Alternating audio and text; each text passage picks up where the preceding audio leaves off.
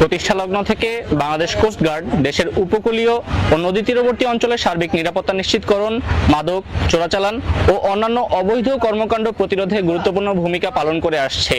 বিশেষ করে সীমান্তবর্তী উপকূলীয় এলাকায় চোরাচালান ও মাদক পাচার রোধে নিয়মিত টহল, গোয়েন্দা নজরদারি ও সাঁড়াশি অভিযান পরিচালনা করা হচ্ছে।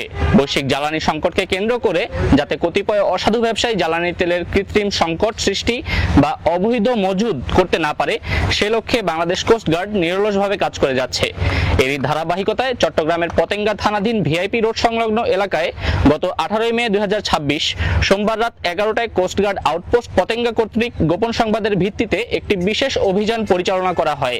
অভিযান চলাকালীন উক্ত এলাকায় অবৈধভাবে বিক্রয়ের উদ্দেশ্যে মজুদকৃত তেলের গোপন আস্তানায় তল্লাশি চালিয়ে আনুমানিক 23,35,000 টাকা মূল্যের 7,000 litre jet fuel, 6,000 litre diesel, 1500 litre octane এবং উক্ত জ্বালানি তেল বহনে ব্যবহৃত একটি ট্রাক ঘটনাস্থল থেকে জব্দ করা হয়।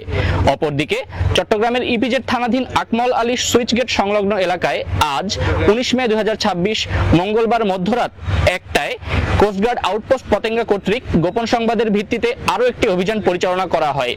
অভিযান চলাকালীন উক্ত ঘাট সংলগ্ন এলাকায় তল্লাশি চালিয়ে বাজারজাতকরণের উদ্দেশ্যে জাহাজ থেকে অবৈধভাবে খালাসকৃত প্রায় 9 লক্ষ টাকা মূল্যের 5,000 লিটার ভোজ্য তেল, সয়াবিন জব্দ করা হয়।